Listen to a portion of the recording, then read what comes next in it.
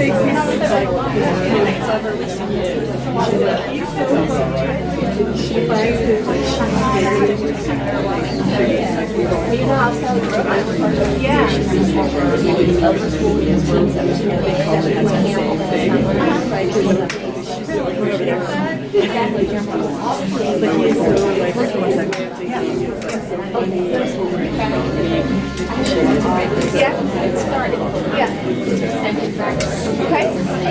got two brothers, so that might be I always like I know he's great about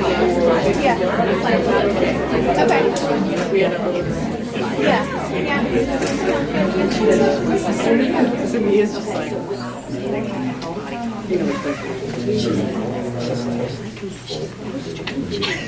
Testing 1, 2. All right, good. I was talking a little too softly. Well, good morning, everybody. Good morning. Got some morning people back there. Good morning. I can see that. I love that. Let's try again. Good morning, everyone. Good morning. All right. Awesome. Awesome. It's good to have everybody here this morning.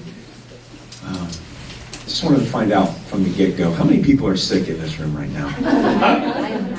Don't stay over on that side, okay? Don't help the people over on this side.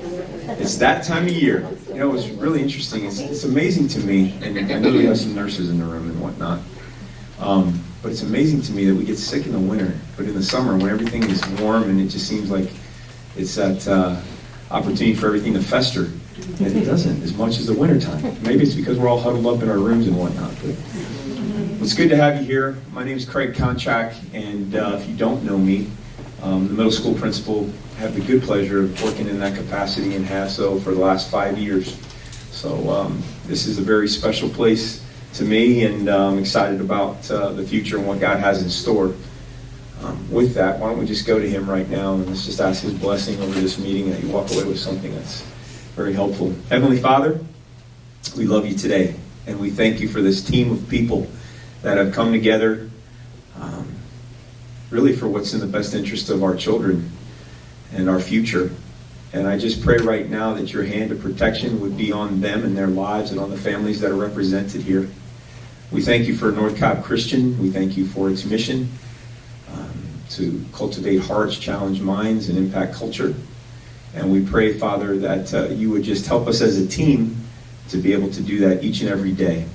And I pray, Lord, that for those that aren't able to join us today, that you would just continue to give them a special blessing, watch over them and keep them, and that your hand of protection would be upon all of us. It's in Christ's name we pray these things. Amen. Amen. So we've got a little presentation here for you this morning, and just so much that's going on that's exciting in the middle school. But I want to tell you about a little seminar that I had an opportunity to go to. Went to an educational leadership symposium yesterday at Kennesaw State University. I have a good friend, Susan Banky, Dr. Susan Banky, who teaches out of the education school there at Kennesaw State. And one of the seminars that I went into was the virtual classroom. How cool is that, right? And I walked in there, I'm like, what's going to happen in this situation? This is interesting. So I actually sat in the back, and all of these other leaders, principals, heads of school, etc., were in there, and then two young ladies got up and they started to make a presentation about how we can help our teachers to improve in the classroom by training them virtually. Okay, has anybody heard of that? Okay, so I sat in there and I watched as they gave this demonstration of what would happen, and then they gave the opportunity. How many of you in here would actually like to come up right now and would like to teach a virtual class? Well, nobody. Of course, nobody wants to get up in front and make a fool of themselves, right, in front of everybody, all these administrators. So one of the educators stood up and decided that she was going to go for it. Well, all of a sudden, all of these virtual students start walking in and sitting in these chairs. I mean, it was like an empty room, and they just start sitting in these chairs. And she said, you can proceed at any time. And so she just started to teach. And it was so cool to watch the interaction between this teacher and these virtual students, just as a training tool to help them to be better. Think about that. Maybe use of something like that for us as we're hiring substitute teachers, right? Or opportunities for us to get a glimpse of a prospective teacher as they're coming into our school. And it was just an amazing situation to see how far technology has come in terms of helping to train our teachers. There's some very other interesting facts that I found out. So the American Medical Association, I don't know if you know that, was founded in the 1840s. It's one of the oldest medical professions, and it's one of the oldest organizational bodies that's accredited. Well, you've got that, and then you've got the American Psychological Association. That's been around for a long time.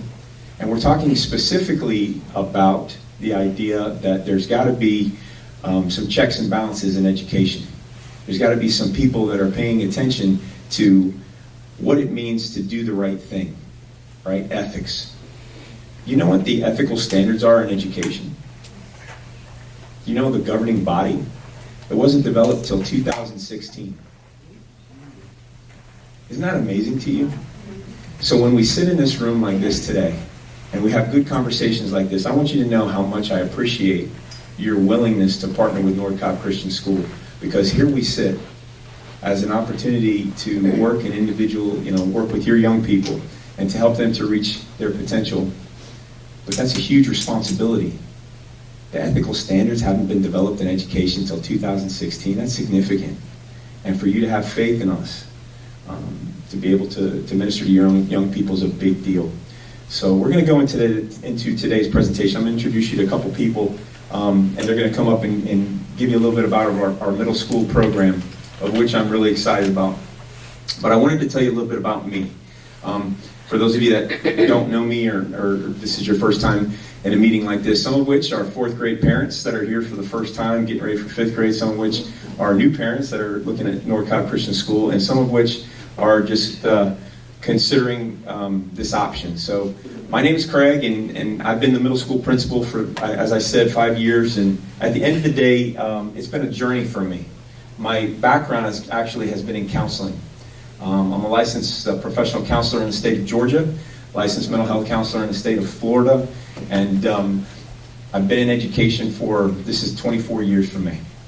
And I got to tell you that my path wasn't always to go that route. Psychology and counseling was where it's at.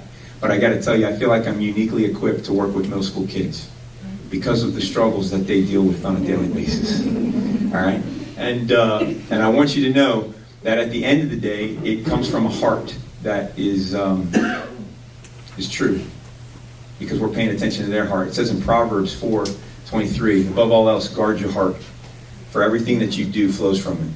That continues to be the mantra in the middle school as we continue to develop young people into who they are. And we take that responsibility ever so seriously. And I'm hoping that you'll get a sense for that.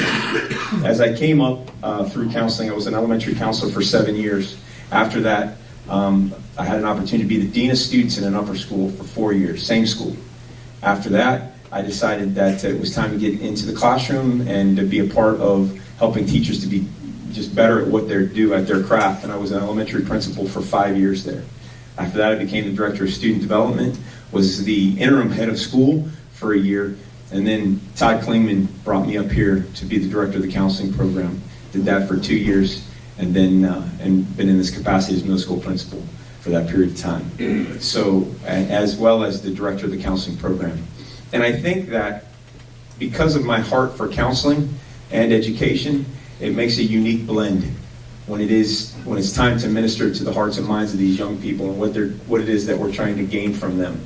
The world is ever changing, and parents are becoming more and more and more concerned about what the future looks like for them.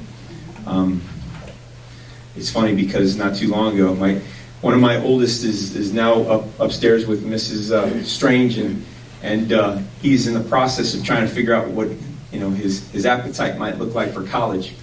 And as parents, it seems like our kids are already stressed, and we understand that a majority of their stress is coming from this digital age that they live in compared to what we grew up in, right?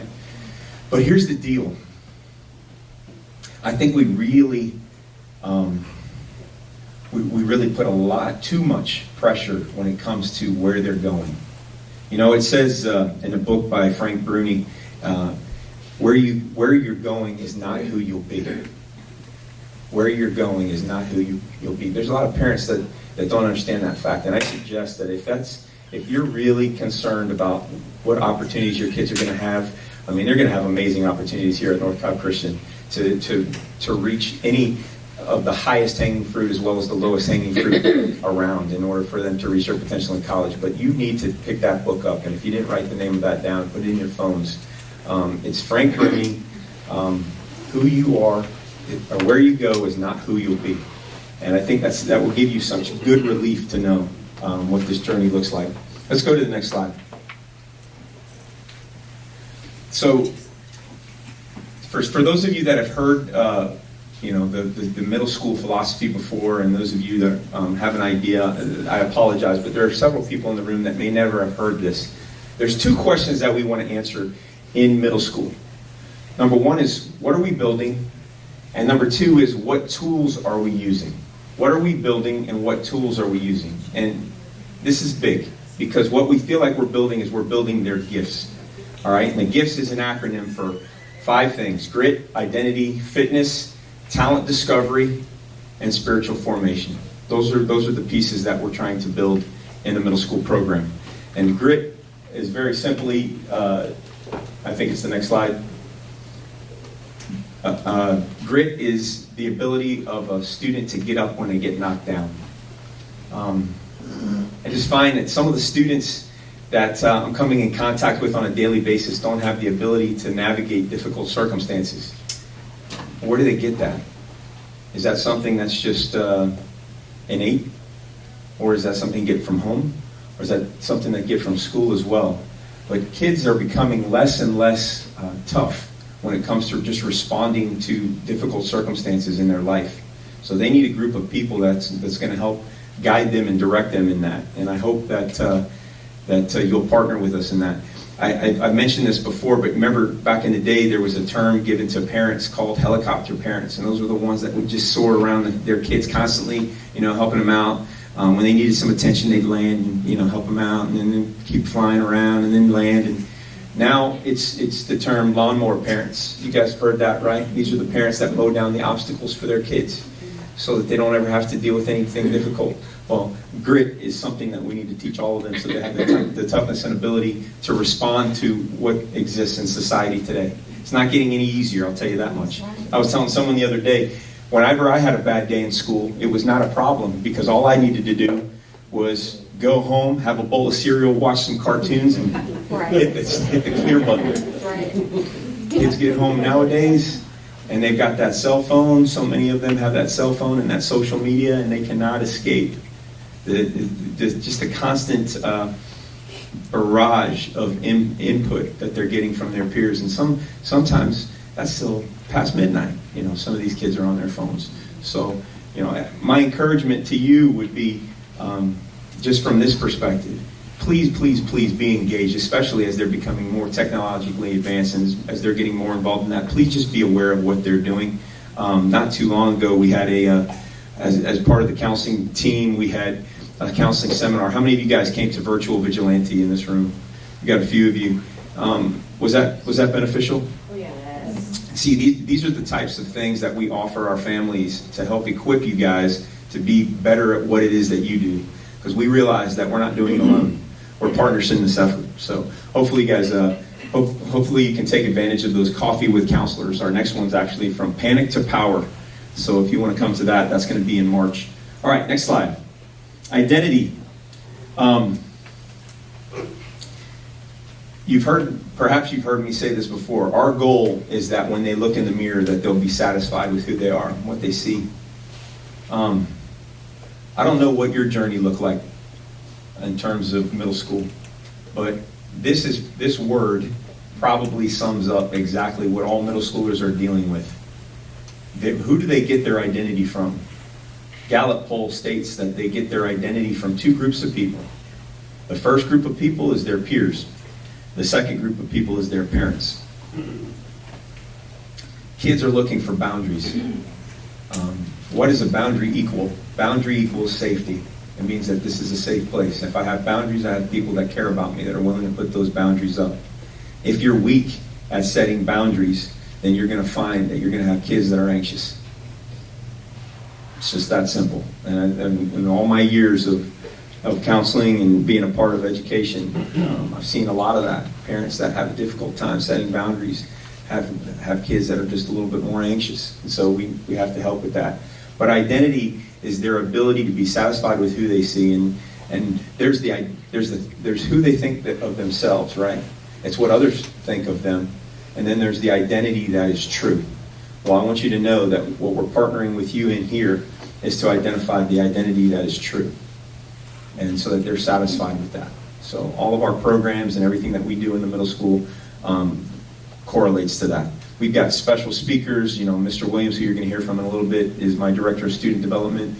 We could bring pastors up every Thursday and just have youth pastors and pastors speak to our kids, but I don't believe that that's the only people that they're going to rub shoulders with or that they're going to come in contact with. They need to hear from working professionals and people that are out there that are dealing with some of the difficulties that life throws at them. And I feel like our most recent speaker came up, Marissa. And what an amazing job that Marissa did just helping our students to understand just a little bit more about integrity in the workplace and who they need to be, and what the workplace is looking for in them. So different things like that, as well as our advisor groups. Our advisor groups come after, a lot of times after each special speaker that we bring, where kids will have an opportunity to meet with just in a small group of 10 to 12 people to talk about the issues that they're dealing with within their school day or after school, etc. And to have an adult speak into your life like that, that's not your parent. Look, I love my boys. I've got one that's a freshman and one that's an 8th grader, but they're getting to the point where they're not listening to dad as much as they used to. And so I need to surround them with people that are going to speak into their life and speak truth. And it's so awesome that we have an amazing team that's able to do that in the middle school. So this is the goal, the bullseye. The identity that is true. That's where we want to help them to get to. Next slide. Fitness is important. There's direct correlation between fitness and brain growth and development and physical fitness. There are some schools that make it a mandate that every student has to participate in a sport. We offer enough sports and enough activities and events that every kid could have an opportunity to be a part of that, in addition to the physical fitness classes that they're having, whether they have it twice a week or 3 times a week, depending on which semester that they have PE. But they will have it at least 3 times. And I think that's 3 times a week, and that's for every grade level in 5th through 8th. Okay, so everybody's going to have that touch. Physical fitness is an important part of who we are. Next slide. Talent discovery. Perhaps you've heard me use the term unique genius before. Well, I believe that everybody in this room represents a young person who has a unique genius. And I think it's our responsibility to help them to find out what that is. And some of which you can help them, you can help us with as in the midst of your conversations at home as you learn more and more about them, but most of which happens in the classroom as teachers identify what these different talents and abilities are.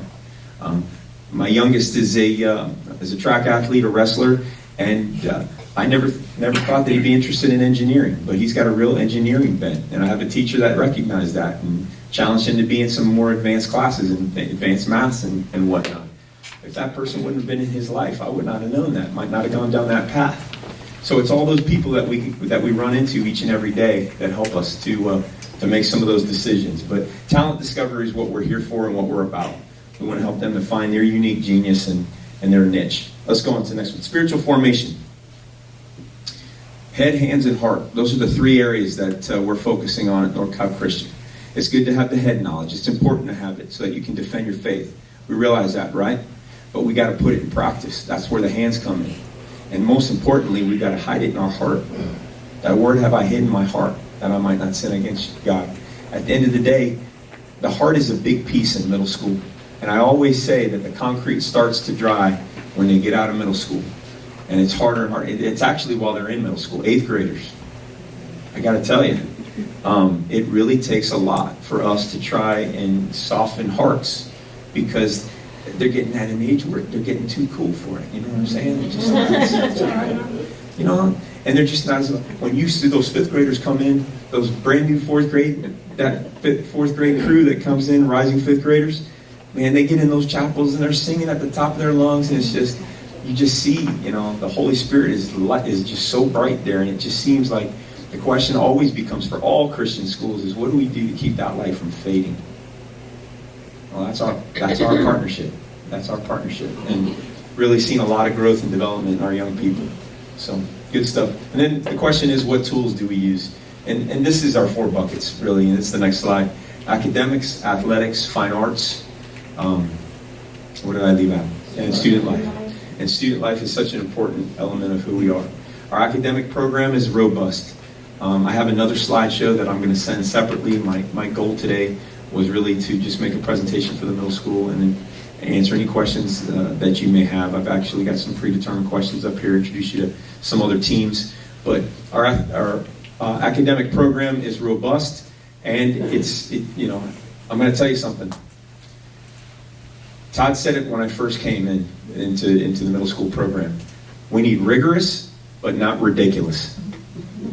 Right? And as parents, I think you're saying the same thing. How much homework is my child going to be doing on a daily basis? I'm going to tell you something.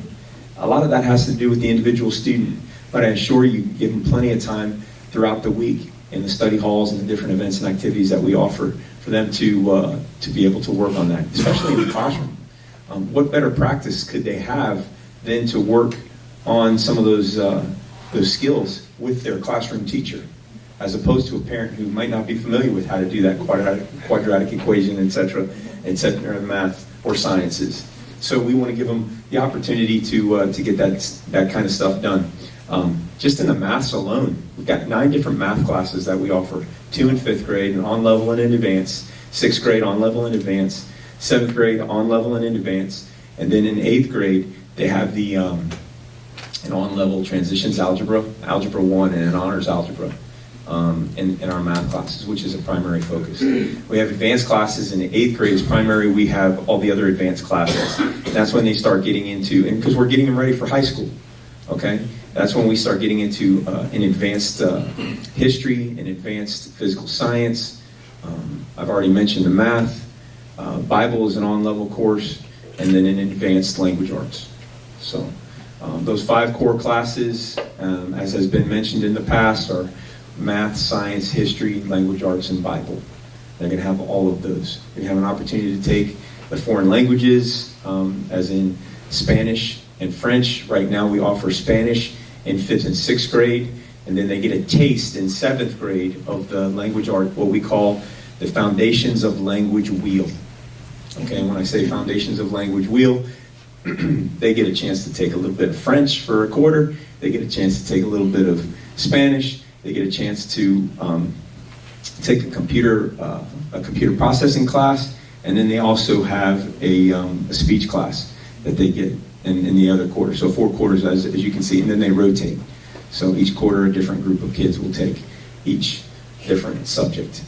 Okay? And then in 8th grade, you're going to hear from Jennifer Phillips Center. I know really what you're interested in is registration information. But in 8th grade, they have an opportunity to take a French class, which will count for an upper school credit, as well as a Spanish class that will count for upper school credit. Both the algebra and the honors algebra classes are also for upper school credit as well, which does a great thing for them when they get to upper school in terms of being able to open their schedule, and allows them to get on a path earlier for the academies program that meets their needs, so that they can get those maths that they're going to need early on. So that's just kind of a snapshot of our academic program. The program continues to grow. A lot of people say, well, what do you have going on that's new this year? I've learned early on that one of the things that you need to do is when you've added things, when you put things in, let it grow. And that's one of the things that I think we're doing well this year and looking at next year. We planted a lot, both in the lower school, middle school, and upper school. And now it's time to just let some of those things grow. We're always looking for the latest and the greatest. But sometimes kids just need an opportunity to do that. It's funny because one of the classes that I was also in yesterday at this conference was like a virtual. It wasn't a virtual teacher class, but it was all the latest and greatest. And there was a school out in, I believe it was Las Vegas. It was a Lutheran school that was just busting at the seams. So much of what it was that they were doing, I mean, just had a lot of high-dollar equipment, technology, etc. But if you talk to the principal, as we did, and we got a chance to hear what he said was the key to the whole deal. The key to the whole deal is helping kids to be engaged in their learning. Helping them to be a part of the process. Not to just get up there and speak, to preach, to lecture. That's not it. It's got to be project-based learning. It's got to be them involved and engaged. And that's the difference. Ben Franklin knew this when he said to get them involved is how they're going to learn best. It's one thing to teach them to learn, but get me involved and then I really want to learn. And that's one of the things that we do, I think, very well on the academic side. Athletics, many of you will be familiar with our athletic programs. We've got a ton of athletic programs. I'm not going to go through all of them, but just some of the highlights. We've got a track championship, middle school track championship last year for the entire middle school in the conference that we were participating in. We've got very good basketball teams and baseball teams. We've got a growing, we just competed in wrestling. We just competed in the Metro 10 championships. Not necessarily an event for girls at North Cal Christian, although there were other schools that had girls wrestling. That's interesting. I don't have anything against a girl wrestling, but when you train your boys to treat ladies with respect and dignity and whatnot, then you throw them in a ring with them and say, pin them, take them down. That's an interesting line. And it's kind of a no-win situation for the boys, because if you win, you just beat up a girl, and if you lose, you just got beat by a girl. So it's an interesting conundrum there. But our athletic programs with obviously the tennis facilities that we have and soccer and everything else that we offer in all the running sports, we're very robust there. Our fine arts program, I should actually turn it over to Matthew Hendricks, who's sitting up in the booth, and he can tell you all about our amazing fine arts programs. But in the 5th and 6th grades, we offer the chorus, and we offer orchestra, and the visual arts, and band. Those are the offerings for 5th and 6th grade. When you get to 7th and 8th grade, then that's when you start to see the drama and the additions of drama and photography, videography. So Mr. Williams is running that this year, taking on our photography, videography classes, and it's like photography for one semester and then a videography class for the second semester. So pretty cool with that as well. Not to mention the amazing productions that these kids do. I have to tell you, as a parent, I'm proud of North Cal Christian when I come to a production and I have an opportunity to see our kids participate with fervor, with vigor, with confidence. That's what I'm looking for. I'm looking for my kids and your kids to just have that dynamic confidence that just displays who they are and helps them to find their identity. And when you see them interact with each other up on the big stage, whether it be in the spring production or this year we had our first fall production, it's impressive. I mean, it's really impressive. Yes, it was Friday, and we had an open house, and we had a lot of families here. One family in particular remembered or had a friend who went to their public school that they knew came to North Cal Christian. They said about their friend that she was a young lady who was very introverted, and she sat on the swings and she would sing, but nobody knew what kind of voice she had. And it was such a sad thing because she never would find that. But then she came to North Cal Christian and she found her voice, and everybody could hear her sing. And she's participating. And that's the deal. That's what we're here to do. And our kids come in all shapes and sizes at North Cal Christian.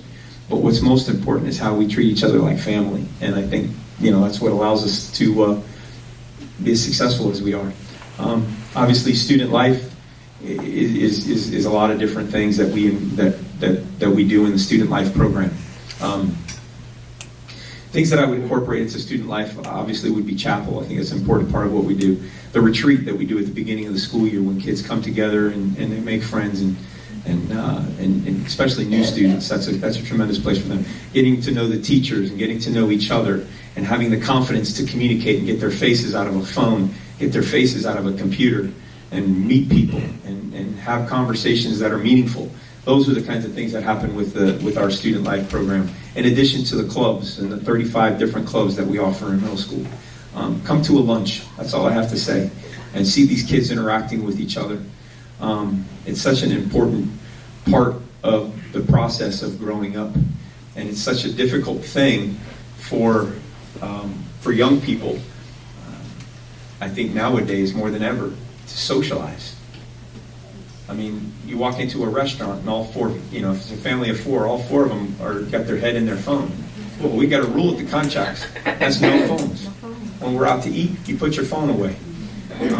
And perhaps you'd like to incorporate that. You can blame me for that one, and get involved in that as well. But our Student Life program really is exactly what it is. I mean, it's about building these young people to be able to interact with each other, to be confident in who they are, and to go out in the world and make an impact.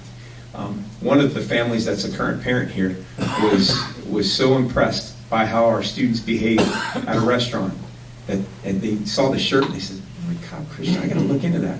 That parent brought their child just because of the way our kids behave when they're out in public. So, obviously that's a tribute to you and what you're doing at home, but that's also our partnership too. So, pretty cool. Middle school fun facts. All right, so I'm going to let Aaron come up for a second and talk a little bit about our student development department and all the good things that we've got going there. So come on up, bud. Good morning. I'm Aaron Williams. I'm the Director of Student Development, which is a big title. It just means there's lots of things that I get an opportunity to take part of. Part of that's discipline. Part of that is student life. Part of that is the retreats. I got to tell you a funny story. Where's Kelly at? Kelly Bittner. I saw her walk in. Right there. So, a few years back, her son James was a freshman. Remember that freshman? Now he's in college. And his class, I thought they were being disrespectful. Because they kept saying AA Ron all the time. And I just thought, these kids, it's Mr. Williams or Coach Williams. And then Coach Sanders' husband always called me AA Ron too. I'm like, what are these kids doing? But now I got an adult doing. What are they doing? And then I had an old friend from way back when I was in elementary school. He sent me this video, the substitute teacher, and I totally got it. I'm like, okay, now I understand why they're saying AA Ron. If you've never seen that video, there's a couple bad words, but it's really funny. My wife made me a t-shirt that says, "You done messed up, AA Ron." Every time I wear that, people are like, "Oh, that shirt's awesome." Well, guess what? All of us mess up. We all mess up, right? I mess up, Coach Contract messes up, every single one of us does. So even on discipline, and that's what I deal with a lot, kids mess up. We're not here to hammer them. We're here, discipline comes from the root word discipleship, or disciple. And our goal is to help make our young ladies and our young men disciples of Christ. That's the ultimate goal. And so even when they got to come to my office, sometimes, Mr. Williams, good. It's not to hammer them. We're not trying to set a record for detentions. We're not trying to set a record for silent lunches. We're trying to help them to become young men and young women that God wants them to be. So I hope you understand that's our goal. We use the Bible. They come to my office. It may be a friendship issue. I love Ephesians 4:32. All right, or 6:32. Be kind to one another. Man, I tell you, if kids can just get that. Be kind to one another. That's what God's Word says. We're to be kind to one another. It's Norcop Christian School. That's a commandment to Christians, to be kind to one another. Be tenderhearted. I always tell kids, tenderhearted means you put yourself in the other person's shoes. Put them in. How are they feel? Think about their feelings and what they're feeling and how you relate to them. And then the third part is forgiving one another. There's a lot of kids in middle school that have a hard time forgiving. Somebody says something to them and they just hold that grudge. It's so funny, fifth graders especially, sometimes we'll get, and this happens a lot with the girls, they'll come in, there's been an issue that's been happening since second grade. Second grade. That's no lie. I promise you. And I say to them, that's second grade. That's been a long time ago. You got to forgive that person. You got to ask God to help you to forgive them. But second grade, that's like elementary. Even fourth grade, that's like elementary school. You're now in middle school. Forgive them. Let go of that bitterness. So we're there to help them. We're help make disciples of Jesus Christ with them. We do that not only through discipline, but also in chapels. I get the great opportunity to help plan the chapels. Mr. Ray helps us out with that a lot as well. He's the student life director for the upper school. But I get the opportunity to help bring in people to speak. We had a pastor come in a couple weeks ago, and 54 kids came to Christ.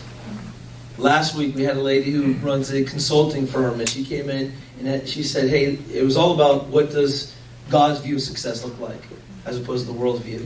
And at the end, she talked about prayer. And that every day we should, be praying to God and asking God to help us. She said, if you have something you need a prayer request on, come see me afterward. Now, I thought 1 or 2 kids would come forward. She was surrounded by middle school kids, surrounded. There's probably 20, 25 kids that came up. Here's a lady that just came and spoke to them in chapel and said, hey, I'll pray for you. And they came up and they wrote their prayer request down. And I promise you, I know her. She's going to pray for them. And so that's an awesome opportunity that we get to do with Student Life clubs. He's got a slide up there. Yeah.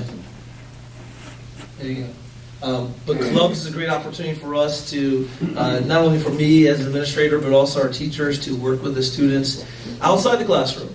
And the really cool thing is that the teachers choose what club they want to do. Now, I chose one that I thought was pretty fun. All right, the RC car club. All right. Because I figured, hey, the kids kind of see me in this area over here. Sometimes, I come knock on the door. I'm like, hey, I need to see so-and-so. And the girl says, oh, my goodness. But clubs is a great opportunity for us to interact with the students on a different level. We're building relationships with them. All right? And hopefully we're trying to make an impact for Christ with them. We're trying to help them to keep them accountable. We work with the counseling program as well. And I work hand in hand with the counselors because we're a team. All right, and our goal is to help them to be accountable to God. And sometimes it's just take them to God's Word. What does God's Word say about this? Sometimes we do have to use negative consequences, but our goal is to use positive things first. Allow God's Word to seek in their life and help them to make choices that they need to make that are going to honor and glorify God. And we want them to grow. It's amazing how you see the issues of 5th grade compared to the issues of 8th grade.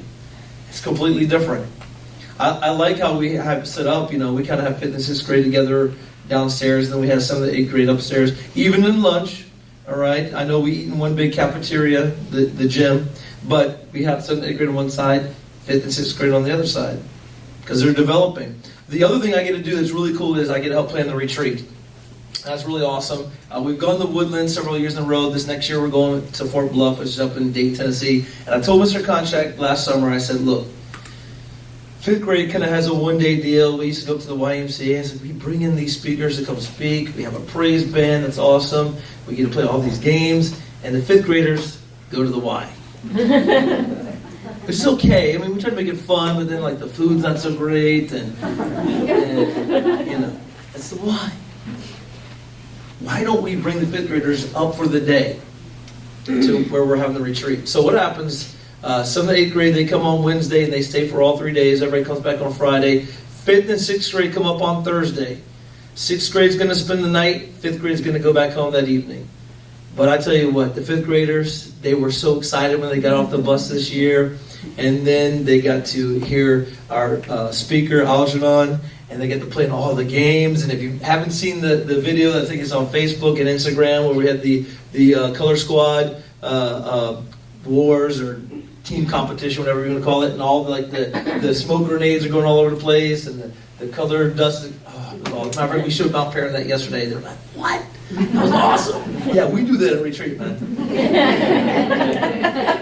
This is their first year doing middle school retreat next year, so we've got to be. But it's okay. We'll teach them the ropes. But we're here to partner with you, and that's the most important thing. I really enjoy the times I get to talk to parents, and sometimes it's problem solving. And so it's been a great opportunity, being able to be in this role and help Mr. Konchak and help the teachers and help you as parents. And our ultimate goal is to help make them disciples of Christ. And so whatever we can do to help you out, that's what we want to do. All right. Did I cover everything? Yes, sir. All right. If you have any questions, you can ask. You can talk to me afterward. Awesome.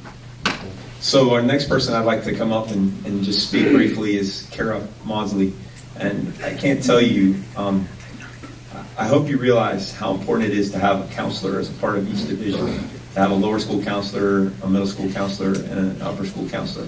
We meet on a weekly basis, basically, and we talk about everything that's going on school-wide. Not in terms of the issues, because those are obviously confidential, but in terms of how can we attack some of the things that our kids are struggling with, whether it be anxiety, bereavement, self-esteem. These are things that kids need help with, and they need somebody that's a tender believer that can help guide them through that. I know a lot of families that put their kids in counseling, but they don't do the homework to know whether or not that person's a solid Christian counselor. And I think that a student can get a lot of mixed information, especially if they're going to a Christian school, but they're not going to a Christian counselor. So that's one of the things that I think is really awesome about Kara and what she brings to the table. Let her come up, and I've got a slide for her as well, Matthew. Thank you. Good morning, y'all. I'm getting over the flu, so stay away from me. But I'm so happy to be here, a part of North Cobb Christian. The last 2.5 years before I got here, I was at a public school where I was basically over about 750 children. And most of them were constantly in crisis. So I'm just so happy to be here and to be a part of to be preventative in a lot of ways. I get to do a lot of things where we can be preventative in the things that we do. So I was recently in classroom guidance lessons with our girls. I know sometimes there might be some drama in middle school, so I got to teach the girls how to be kingdom girls. I do a lot of individual counseling with the students as needed, and hope to start some small groups with students that have special needs. I worked with students in various capacities, teenagers, for about 20 years, which is crazy to say, time flies. What's funny is I've always worked with teenagers, and I always thought, people always warn me, well, when your children become teenagers, it's going to be different. I'm like, no, it's going to be great. I love teenagers. And then I realized quickly that, like Mr. Konchak said, they start to not listen to you as much when they become teenagers, and they need those other positive adults in their life. And that's one of the big reasons our family picked up and moved to be a part of this school, was for our own children. And I'm just so thankful to have the other adults that are speaking into my children's lives, that are telling them the same things that we're telling them at home. I know parents are always still number one in their lives, but it's so wonderful to have other caring adults. And I just want to challenge you to just hang on to the rope. I read an article about the teenage years and how it's just, there's this rope and your children are dangling from it and you just don't let go of the rope. Even last night, my husband was bringing the kids home, and I was like, Lord, this teenager thing is so hard, and my kids don't really talk to me anymore. And I was like, you just got to give me something, And my son's kind of an introvert. He's almost 17. And he comes in, and he was all bubbly, and he was talkative, and we sat down to dinner, and he was talking. I was so excited. I was like, thank you, Lord. There's still hope. I'm hanging on to the rope. And then my daughter, she's in 7th grade, and it's been a big transition for her, and mom and dad aren't cool anymore. Not that we ever were cool, but she's just going through that thing. But then last night, I went up to her room. I just felt like I needed to go up to her room, and she just opened up to me about some of the things that she has, she's anxious about. And I just thank you, Lord, for that, for just reminding me it's all gonna be okay. Just hang on to the rope.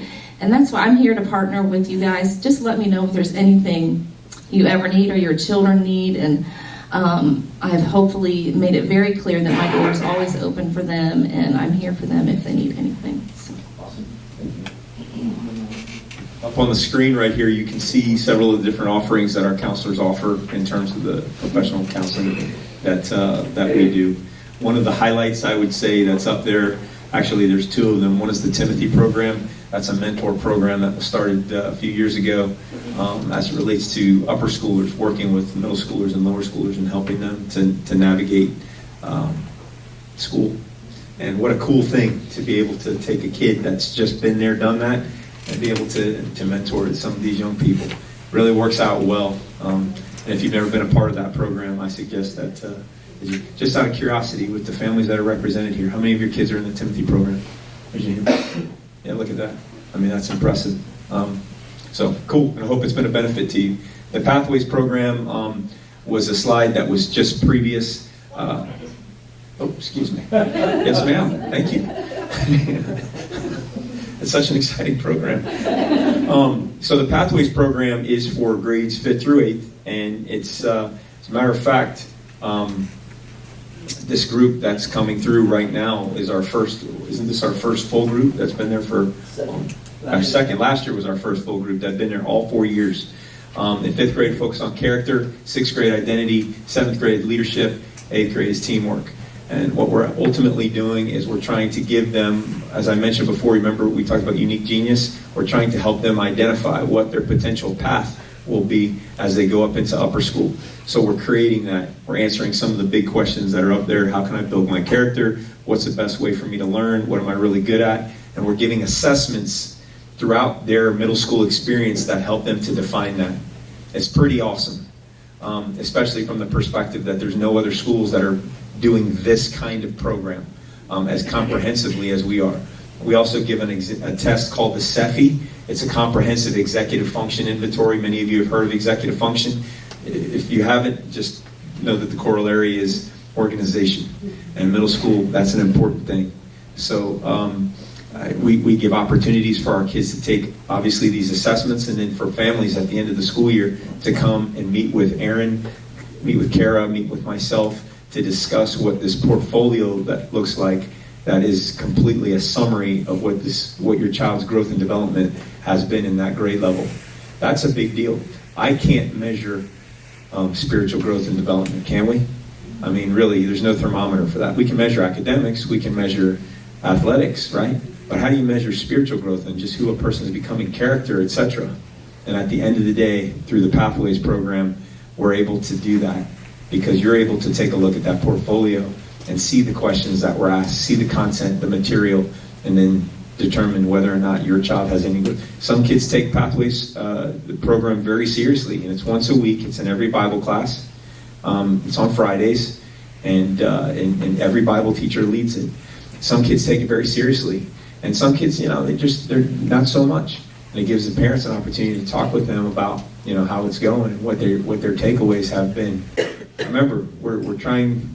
Of course, by the time they leave Megan, they're hopefully they're believers who are marriageable and marketable, right? But at the end of middle school, we're just coming into that journey, and we want to make sure that we're giving them the tools to be able to do that. And I think all of these things help to do that. Ms. Kosick, did I see you raise your hand? Yeah. So do the parents get the portfolio at some point? Does it come Yes. home? Yes, it's definitely available to the families at the end of their 8th grade journey, but it's also available to the upper school teachers should they choose to take a look at that information to help them understand better the students that are participating in the program. So that's a great question. All of the content is over the summer is put in digital format. It's all hard copy. Now, obviously, they're having to interact with it and whatnot throughout the school year, but then it's turned into digital copy during the summers. And parents can meet and have conversations regarding everything that happens with regard to Pathway, to ask questions specific to the assessments and just the journey itself. And one of the things and thank you for that, but one of the things that I did mention is that at the end of the school year, we also put together a trip, a camping trip for the students that are in 7th and 8th grade, where they can apply the things that they learned as a part of the Pathways program. It's kind of a leadership camping trip, where they go and they're the ones in charge of cooking, they put the tents up, they're the ones that are in charge of everything. Right, parents? And I know you can appreciate a do-it-yourselfer, right? That's what we're trying to help create there. But good. Was there anything else? No, I was just going to say, my son is new in 7th grade, Yep. and I found his one of his Pathways essays on his Chromebook, Yeah. and I was looking for something else, and it was up, and I started reading it, and it was at the beginning of the year, and he was processing being new in school, and I forget what the prompt was, but it was something about where do you see God working through your insecurities, or something about that. And he saw me, he said, "Mom, that's mine. Shut that. Don't look at that." And I was like, okay. I didn't read it, but I did, and it blessed me so much. It blessed me. The things at the school that was helping me process through, like this spiritual growth and what was things that he wasn't telling me, that he was struggling with, that he was having to write about.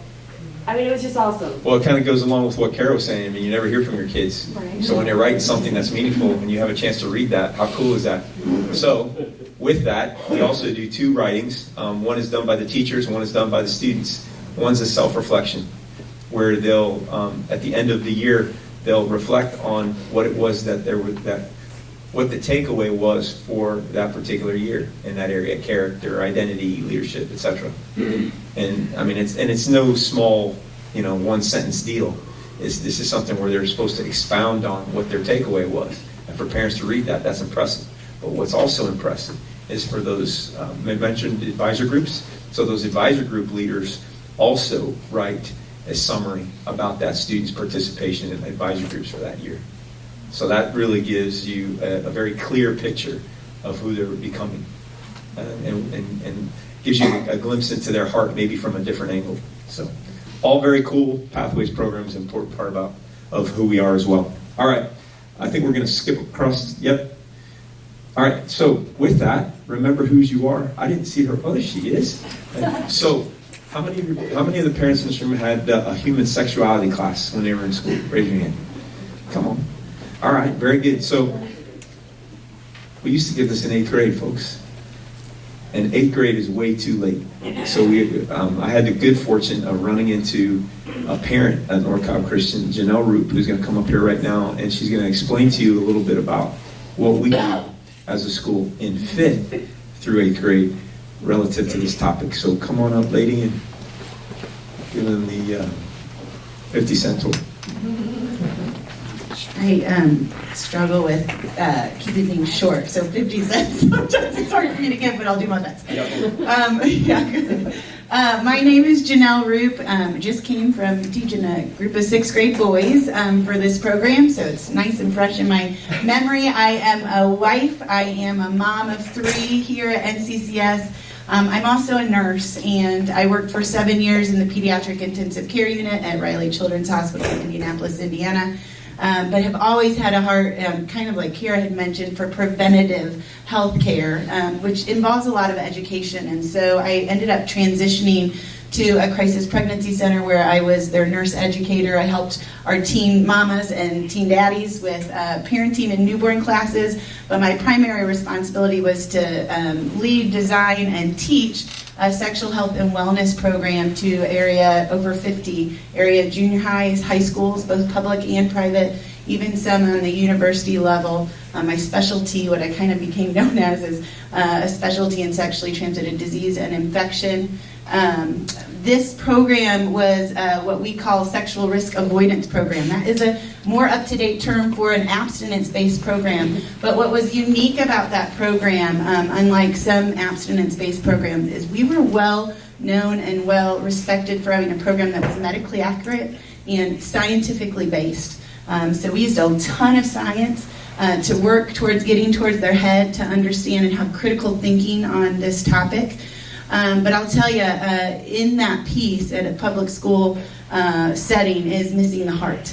And so what was really neat about God transitioning our family here and the time that Craig and I had spent talking is that now here I was able to work and develop a program that is teaching not just the head, but teaching in towards the heart. And that's where we have to get here. What we're doing now is taking a program that has a lot of science in it, but we're rooting it in Scripture, and we're saying, okay, human sexuality has to be rooted in what's called gospel identity. I'll explain that in a little bit. But as I tell the 8th graders, and I just mentioned it to the 6th graders, who you are is what determines how you are. And we have to get that who you are piece first before we start talking about these kind of practical how-tos, okay? And so 5th grade, we actually start in Genesis 1 at the very beginning. In the beginning, God created. And we look through Genesis 1 and we say, what can we learn about who God is? Because that's going to inform who we are. So how do we learn who God is from Genesis 1? And we look at things like God is eternal. He was already there in the beginning. So he has no beginning. He has no end. He's always unchanging. God is wise. God is good. How do I know God's good? Because when I look and he says this is good and this is good and this is good as he's creating, only a good God can create good things. We can't have an evil thing creating good things. And so we talk about all these characteristics. There's 10 characteristics of God that we go through. And then we transition that week and talk through 8 characteristics of humanity. Because God created humanity. And what does that say about us? Well, we learn we're finite. We're not going to live forever. We were talking about this in 6th grade. Just all this Kobe Bryant stuff. We're not going to live forever. And it's something we have to face. And then we also are loved. We're loved by God. We're made for relationship with God and other people. We're purposed. And if we're purposed, we're held accountable. And so we talk through 8 different characteristics of humanity to end 5th grade year. 6th grade year, which I'm just starting into here these next couple of weeks, we focus on identity, okay? And even I just said to the boys, do we even know what identity is? No. Okay, well, let's talk about what identity is, because God made humanity, but within that, he gave uniqueness and individuality into each of who we are. So he made identity. Who am I? Why do I exist, right? And we say, well, God, when he created all of us spiritually. He created all of us socially, emotionally, intellectually. This is ways that we see the image and imprint of God on our lives. We work through Genesis 1:27. So God created man in his own image. In the image of God, he created him. Male and female, he created them. So then we transition and say, God also made us physical, and he made us male or female. And that's determined from our DNA in our mother's womb. And so we look at then the outgrowth of the growth and development of being male and the growth and development of being female. I had a 6th grader say to me yesterday, he was taking his pre-test, what is this puberty word? What is this? I was like, you know what, we're going to talk about it, don't worry about it for the pre-test, I'm just seeing how much you know. And he's like, and he goes, but I know that like my sister, she's growing in different ways than I'm growing. And I was like, you got it, that's puberty. Anyway, I love teaching this age, but so we do a lot of that in 6th grade. 7th grade transitions, now we've learned kind of a good sense of who we are in Creator God. 7th grade, we transition and we learn about sex and sexuality. We take the CDC's definition of sex, which is excellent, but we pair it with Scripture, Genesis 2 and Genesis 3, and we look at the order and the design that God put around sex. Sometimes I think even us as parents, it's helpful to remember these things, right? And so we put that together, and then we look at Genesis 3 and the fall of man and woman, and we say, how does sin affect all of this? And what are you seeing in current culture that looks distorted from God's design, and you know it's not right, but you can't put your finger on it? So we look at that and then we say, okay, listen, this has distorted God's design, sin does, but it doesn't destroy it. God's design and purposes still are the same. Because why? Because God's the same. He hasn't changed. And so that's kind of, we end 7th grade, 7th grade's a big year. We end 7th grade and say, look what the end of Genesis 3, God's promising Jesus. And so now you don't have to just be his in terms of creation. When Jesus comes and sets us free from our sin and the penalty of our sin, now we're his in redemption. And so now that final piece of gospel identity is there. His through creation, now his through redemption. And then we get to 8th grade, which is, to me, my most fun year teaching. And we say, now what? Now what do you do? How do you take all that you've learned and you put it into practice, into relationships, right? And you look at current culture. How do you navigate people that think differently than us? And then how do we do relationship? And how do we do it in a way that's holy and healthy? And it honors God, and it honors ourselves, and it honors other people. And that's kind of how we end 8th grade year. It is in the Bible class, and so or part of the Bible curriculum, I should say. So what happens is, for example, this week I'm teaching 6th grade boys, while Miss L continues teaching the 6th grade girls with their normal Bible curriculum. The next week, I'll pull out the girls, okay, and she's continuing on with the boys. So they don't really miss a lot. Actually, they miss nothing, because this is integrated into that curriculum. It is gender separate. The only other thing I just would tell you is that as an educator who's also a mom, know and hear me. My first and foremost priority is to get information to you so that you can be the first and foremost authority on this topic. And when I say first and foremost, I also always think it's important to say in the continual authority. Because we're all here for 4 years, but you guys are there, hopefully, way longer than 18.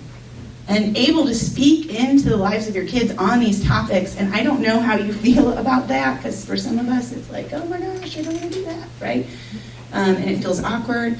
But I really believe that as an educator on these topics, one of my goals is to equip parents to do this well. Because I believe that you can, no matter what your story is, I believe that you can. There is grace that covers all of that. And so this year we released a video. I every year release an additional resource page. We communicate as much as we can to let you know what's happening. And for sure, I'm always available over email. Thanks for your time. If you have any other questions, again, feel free to email me. We're doing good things here, and this is only our 2nd year, and we're seeing growth, and it's awesome. I'm seeing a lot of good things come from the kids. So thanks very much. Hopefully that wasn't too much more to do.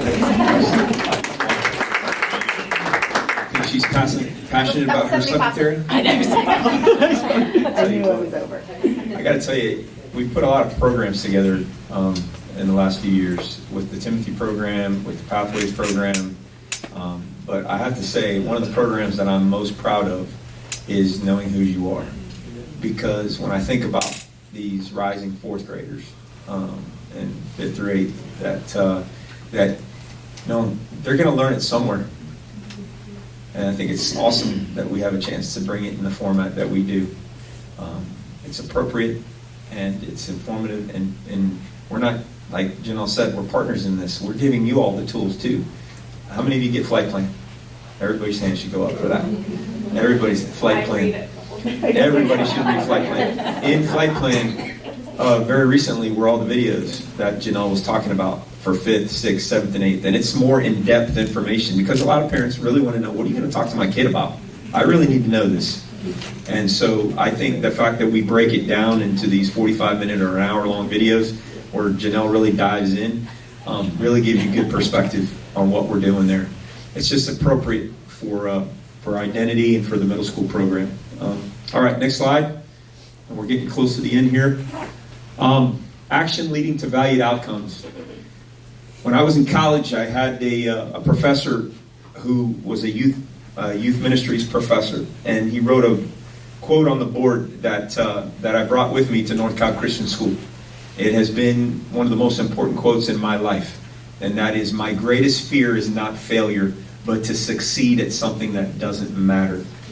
I want kids to do things that matter in their life, and I want them to feel empowered by God to know that they're designed to do that. There's a map maker who had a map and had a plan, and they stayed on that map, and they stayed on with that plan, and and there's going to be times where we get off track, but we need loving people that can come alongside of us and help us to get us back on our path. And I think that's what we do. So, very special place, the North Cobb Christian School Middle School, and very special interactions with your young people. I do have some Q&A questions that are up here on the screen. If you'd like to stay and be a part of navigating some of those, I want to give you a liberty to do that. If any of you have to leave and you have to do some other things, now would be the time for you guys to be dismissed for that. Good information? Awesome. All right. Very good. So with that, we'll go to the next slides and answer just some of the questions. And if this is all repetitive for you and redundant, don't hesitate. You're not going to bother me by getting up. Well, my students survived switching classes. Okay, so some of these are for like these rising fourth graders that are trying to just get it figured out, or rising fifth graders. Answer is, of course, yes. There's plenty of support for them. We offer a camp that we do in the summertime, and that camp is very specifically for students that are either new to North Cobb Christian School or new to the middle school. And it really answers all the questions that they need to know about what we offer in the middle school. How much homework will there be? We've already talked about that, the fact that we have study halls to help students to navigate those practice sessions of homework and whatnot. But we try to make sure that when I speak with my classroom teachers, if you guys are getting ready to go on a vacation or you're getting ready to do something that would require you guys not to have to worry about that. Anytime we get into the Christmas break holiday or anytime we get into a holiday, we ask the teacher, dial it down. There shouldn't be anything during those periods of time. Okay? But also, during study hall, students that are having difficulty with math, and they may not be with that particular math teacher during the study hall, they can get up and they can ask permission, and then they can go and they can get some extra help from that particular teacher during that time. And in addition to times that are posted outside the classroom that communicate to the kid when the teacher is available for extra help as well, either before school or after school. All right? But just know that there's plenty of that. How do the students get into fine arts classes? Well, physically, they actually walk as a group over through the crosswalk to the fine arts building, through the annex if they have chorus or band or orchestra. Chorus is in the building, so they don't have to worry about that, and visual arts is in the building. If they're going to a drama, obviously they got to come down to the FAB to participate in that. So in terms of actually getting in there, there's a registration element for that, and I'm going to ask, did Jen stay around? No, she had to go. Okay. So in terms of registration, we'll talk a little bit about that. Good. Will students use computers in class? So when it says each core classroom has a Chromebook cart, we're talking about 5th grade classrooms, okay? Obviously, students in 6th through 8th grade are going to receive a Chromebook, so everybody's going to have their own Chromebook. With that device comes the Securely Network, which is our protective services that monitors everything that happens both on campus and off campus. Specifically, I want you to know that some of those settings can be adjusted by you as a parent. Right now they're pretty strict, but those are settings that when they're off campus can be, you don't have to worry about putting them back when they come on campus because our Wi-Fi takes care of all of that, and we have our filters on there. But you do get weekly summaries of what's been taking place on those Chromebooks. So, and then in the 5th grade, there are Chromebook carts in every classroom, so they'll always have access to a Chromebook, every student. They don't need a phone necessarily, but if they are bringing a phone, we ask that they keep those in their lockers unless the teachers need them to bring their phone for a Kahoot or for something that would be required for it. I'll be honest with you, because everybody's got devices with the one-to-one program, they're not really going to need their phone ever. So it's unlikely that the teacher will have them to bring those to class. So they just need to keep them in their lockers. And I'm going to be honest with you about this. The way things are going with phones, I'm leaning more and more heavily to banning them altogether. It's just they're a big mess, and I works for a lot of people, and I know that for some people it's different because of the activities that kids participate in after school and stuff. But it just creates so much drama. It's not that we're not willing to navigate the drama, we are, but it's unneeded for them, and it's creating stress for them. And the stress they need is eustress, which is that positive stress. If my student doesn't have a phone, well, he or she will be able to contact me. We have a phone in the middle school office that they can access. So we've got kids coming in all day, every day. Mrs. Pietmeyer, can I use the phone? Can I use the phone? Can I use the phone? And they always have access to that. I'll just say that our child was very, very late in getting a phone. When there was a snow day, we got the phone call from my child from the school before I got the email from the school. I mean, the kids will find a way to contact you when they want to contact you. And I've never had a problem contacting my child through the school either. Good. All right. How can my student manage being in sports and doing well? Obviously, as they continue to grow and develop, they're going to have opportunities to participate in more and more events at North Cobb Christian. We encourage all of those things, but I need to say this too. Sometimes as a parent, you have to step back and get that 30,000-foot view of whether or not what you're doing and what they're doing is too much. Because unlike when we were growing up, they're exposed to a lot more now of opportunities. And I have to say this, a lot of that is supply and demand. Obviously, enrollment is a big part of all Christian schools, right? And so schools are going to offer as much as they possibly can. You have to be the manager of whether or not enough is enough. All my boys are in 3 sports. That's a lot, but that's their choice in terms of if they have the ability to navigate academics and athletics, then we allow them to do that. If they weren't able to do that, then I'd have to step in and say, look, dude, you got to put more time into the academic piece, and you're not cutting it. But you just need to be involved. You need to be engaged. That's the most important thing. How will teachers communicate about homework to the parents? We communicate to the students through Google Classroom. We communicate to the parents through RenWeb. Those are the primary ways that we communicate. We're looking at a modification of that for next school year that involves more communication through Google Classroom. The reason I like RenWeb so much is because when you go on your phone at dinner or wherever, you hit your student, and then it'll take you right to all the classes, and it's a one-stop shop. Whereas Google Classroom, you got to go through a couple more steps. It's not as easy. So just a FYI there. So I basically covered all those. How will I receive graded papers? We do give graded papers back. Obviously, we have to make sure that all the students have taken the appropriate assessment. Teachers will have, our parents will have access to all of those. At any rate, the teachers will do a good. Obviously, an assessment is a tool that is used to make sure of 2 things. Number one, your student is learning And number two, that my teachers are teaching. And if we get to a point where there is a magic number, and if I see that in a particular assessment, a majority of the students are not mastering that material, then I'll ask that teacher to reteach and reassess. Okay, that's just and most of the time I don't have to get involved there because they already know. Okay, yeah, this didn't go so well. We've got to do that again. I need to reteach that material. So, I don't know, I just kind of went off on a tangent about graded papers there. But yes, we have conferences and we're available for conferences, and we've just gone through a slew of conferences. We believe that a paper trail is very important. If a student is struggling in any particular class, we expect that those teachers will clearly be communicating that with the parent. I personally like phone calls. Most people like to communicate via email because of time, etc. But it's the personal touch of having a conversation with the teacher about what's going on versus just an email that says it.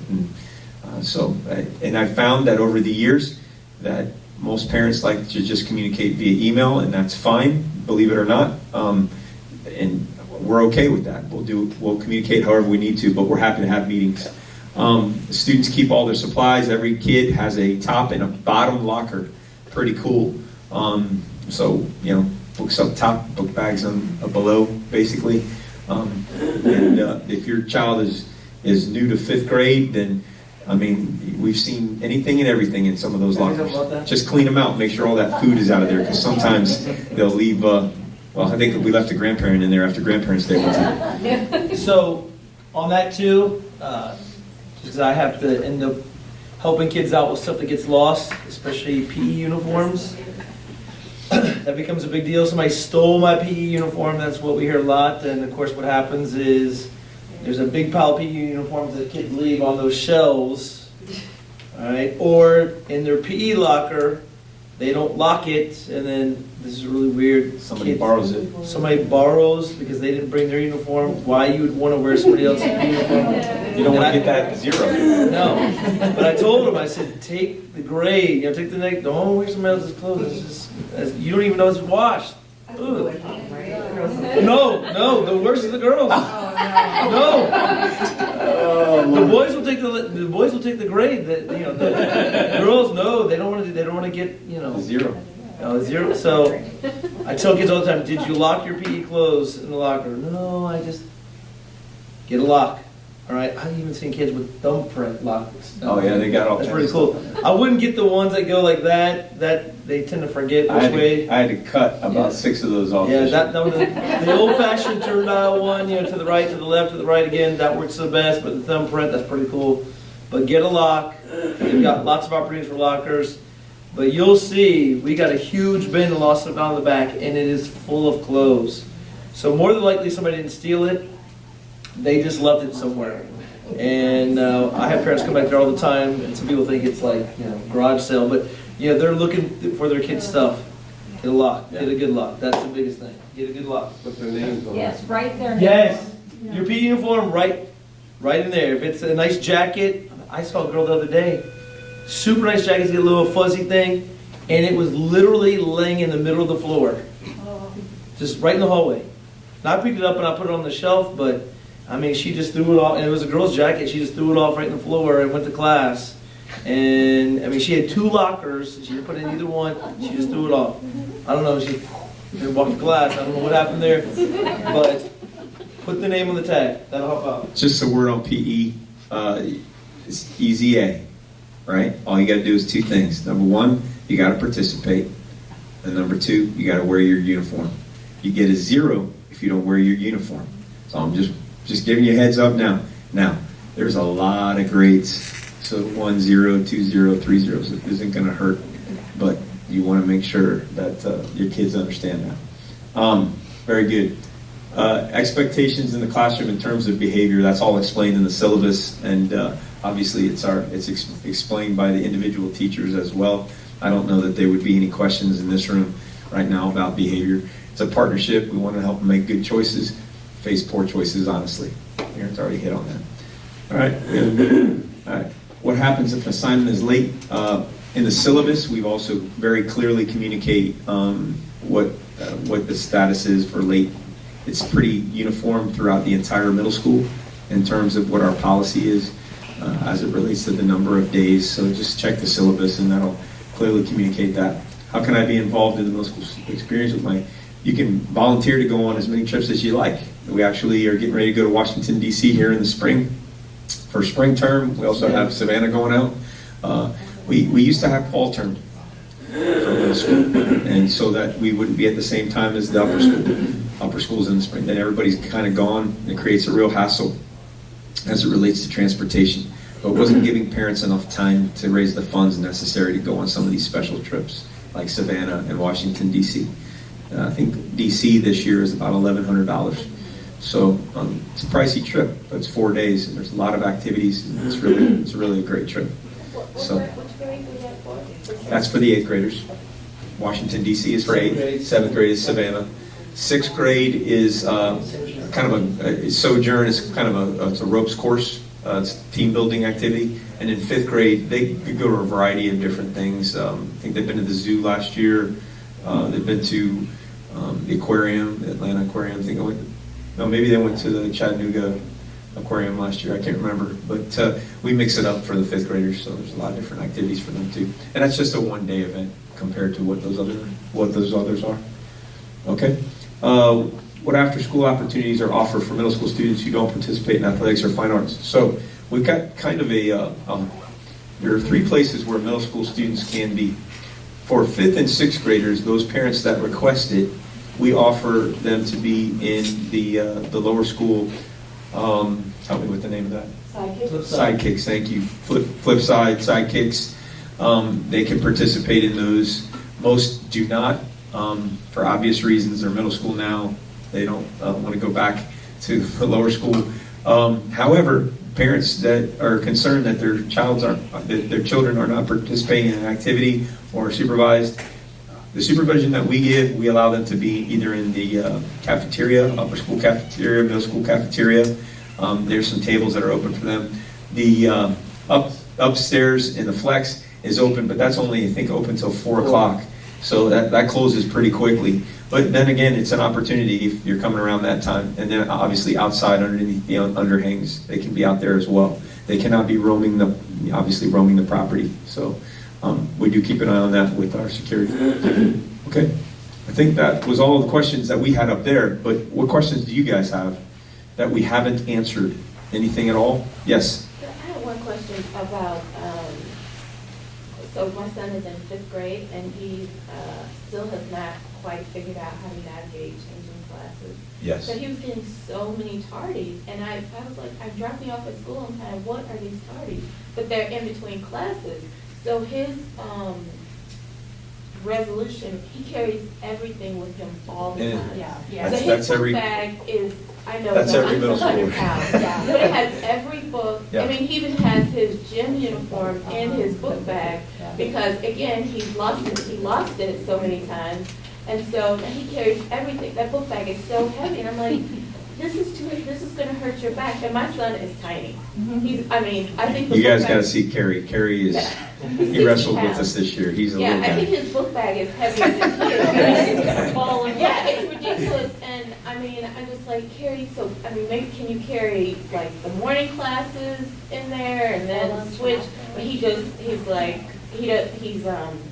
got points off for not having his Bible for Bible class or not having his gym uniform, or getting tardy, so his resolutions carry. Yeah, I think that you'll see that, especially with the 5th graders and the smaller guys. There's a lot of grace given in terms of time and attention. Their first 2 classes are in the same classroom, so there's plenty of time for that. Obviously, they have the top and bottom locker. It's really just becoming a good steward of that, and it's easier. And the reason is it's maybe we need to mandate that you can't wear a book bag or something. I don't know, but it's for I know that it would be nuts if we did that. The middle schoolers just truly it's just easier to put everything in the book bag, and they just do what's easy. But he's got the top and the bottom locker, and the teachers are going to show a lot of grace in terms of that timeliness. So yeah, 5th grade, all the classrooms on the left. 6th grade, all the classrooms on the right, all the same hallway, all their lockers are right there. The only classes that they would, is he in orchestra or band? Yeah, he's in. That's why, because he's got to go out all the way to the annex. That's a long way to carry all those books. Yeah. So we just got to work with him and get him to use those lockers. Yep. Can I touch on the book bags? Sure. Really quick. We came from a public school it was in Montana, so they do not allow book bags, and I will tell you, you guys will Prevent have, scoliosis. no, you'll have a lot of issues with kids not having or being prepared, not having papers, not having pencils, and then the teachers are frustrated, and then you've got, Yeah. you're spending the first 10 minutes of class. Yeah. Go back to your locker and get this, this, and this. And so I loved that we came here and they could send book bags because I never get any emails from the teachers. So it does help with it's hard. The question was, did they figure it out by high school? And the answer is No. Unfortunately, He's a freshman in high school. no, but they're bigger. Yeah, they can carry more as a freshman. Well, one of the reasons why we went to, it's not one of the reasons, but it's a good byproduct of having the one-to-one program, is that we figured that with all this digital information, it would reduce the amount of textbooks that they're going to have. Well, a lot of parents are given the option to have textbooks, and a lot of the kids are taking them up on that, so they have those. But for the most part, it's really that security blanket of knowing I have everything that I need to have for every class. So. Yeah, I can that's speak. good. My daughter, her book bag weighs more than her too, but she's forgetful, and she knows if she has to keep it in her locker, she'd rather, she just doesn't want to forget. Yeah. But I wish she could remember, so she wouldn't have to carry a 500-pound book. Same here, Thomas in the seventh grade, He and just he doesn't- carries everything in his book bag. Yeah. I don't, either that or for fear, I better not get an email saying book bag. That's right. So you figure it out and learn how to utilize your locker That's right. and the resources that you have for you. Period. Or you carry your book bag. Got it. So the Think latter maybe- has been working between I think I'm going to name you my book bag. walking people's Yeah. club. Yes, I think it's a social thing too. Yes, sir.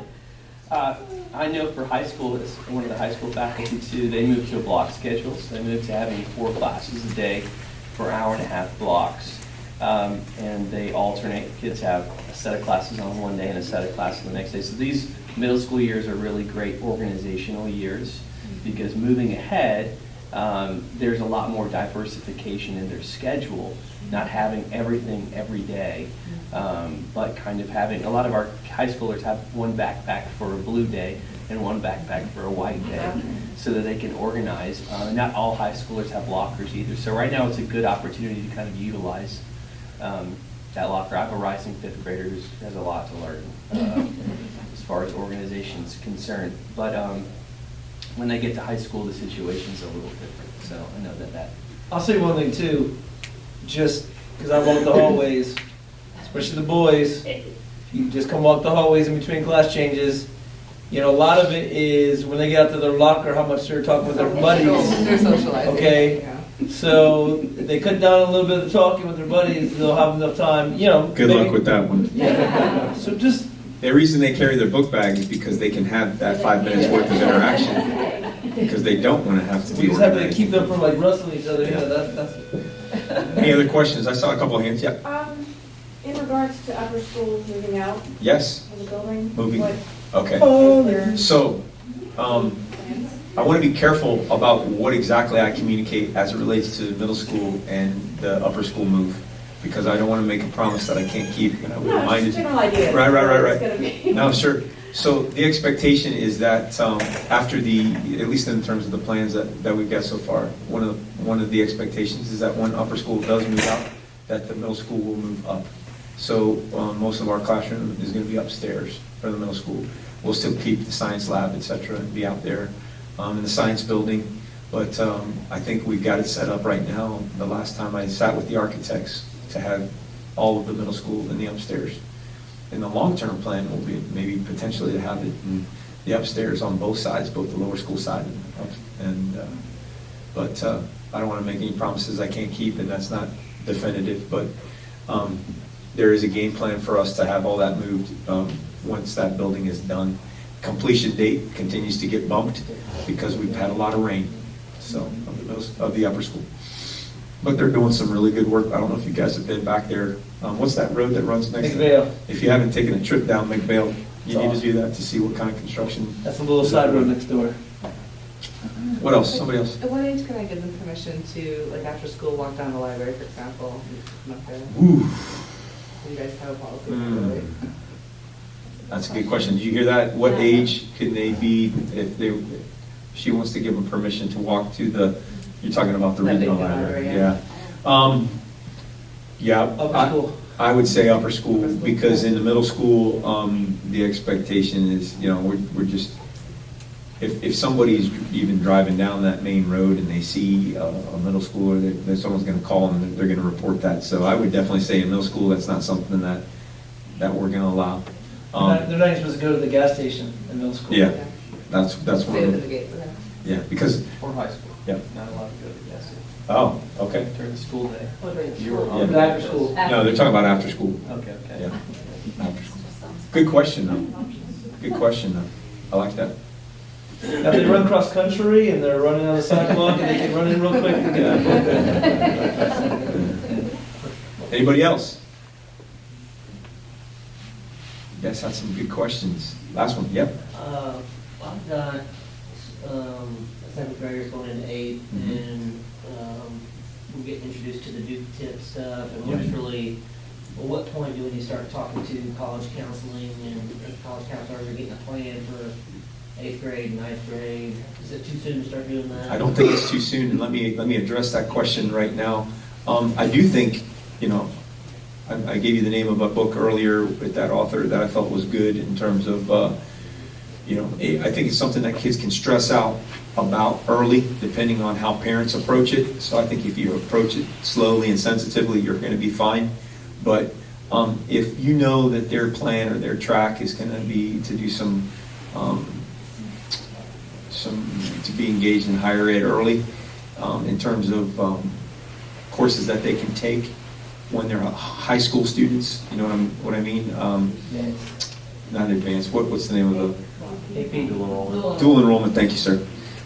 In terms of dual enrollment, then it's going to be important that they take some of the more challenging courses. That's why I recommend that they do the Spanish or the French in eighth grade. You won't have to worry about that till eighth grade in terms of when those will be offered.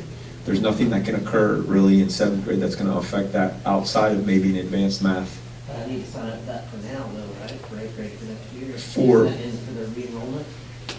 So here's what's going to happen, and that's my last statement. So I'm glad you actually made that. Jen Phillips is going to open this up. We give all the parents about 24 hours. Gina, is she right around the corner? She's coming. I believe that it's going to, is the enrollment going to be open up tomorrow? Tomorrow morning at 9, and an Okay. email will go out this afternoon. Okay, so tomorrow morning at 9, email will go out this afternoon communicating what will be offered. That means it's first come, first serve as it relates to Spanish, French, not math. That will be available. But Spanish and French, in terms of having those two, will be available. Now, I will say that just being as a parent that's going through this process, even if they weren't able to get into the Spanish or French, there's going to be the opportunities that they're going to have to take some of those advanced courses or extra courses later. My son did PE during the summer. That was good because it opened up another block for him to take a study hall as an athlete in upper school. That was helpful for them. But in terms of both the Spanish and French, yep, when that opens up tomorrow morning, Yes. You want to be on it because those fill up relatively quickly. Now, don't get me wrong, there are a lot of families that do sign up for the study halls because it's more important to their kids to have that, especially if they're very active after school with sports and whatnot. But yeah, that's a great question. You want to jump on that early, and my recommendation is that just for example, in your daughter's situation, it would probably be a good idea if she's looking to go into something that's going to require some significant math work. She's going to need to do that advanced stuff if the grades are appropriate. She's in advanced math already, but she's struggling to keep an A. But her other courses, she's got high A's. Yeah. So we're like, well, you suffer that GPA to get advanced math. Well, here's the deal: if she doesn't, let's say she takes she's going to be in eighth grade next year, so she's going to have an opportunity for Algebra 1 or Advanced Algebra or Honors Algebra 1. If she gets a B and is not satisfied with that grade, because we'll accept that in upper school, If she gets a B, then she's going to retake that anyway as a ninth grader, if she did that.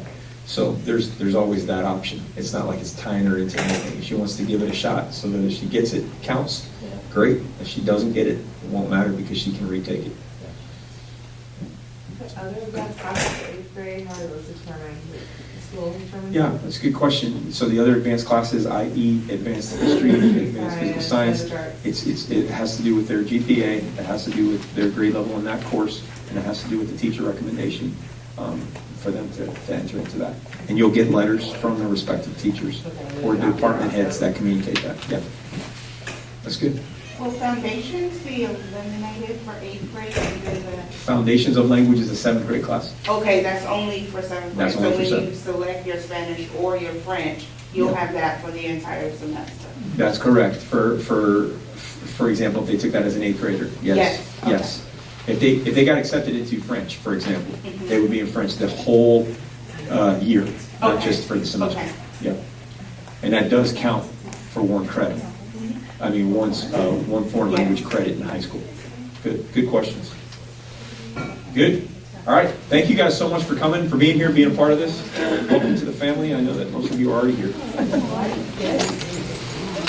Nice to meet you.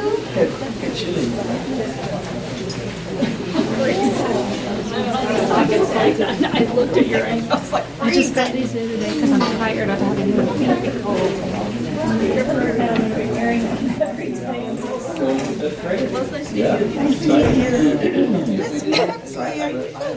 Yeah, I'm getting there, girl. It was horrible because we had a big game Friday night, basketball. Yeah, Tyler was looking forward to It going. was live, so I got to watch it at home on the couch. Yeah, that's what Tyler did. No, he didn't get to go. But he watched it. But he watched For it. me, for the last 15 seconds.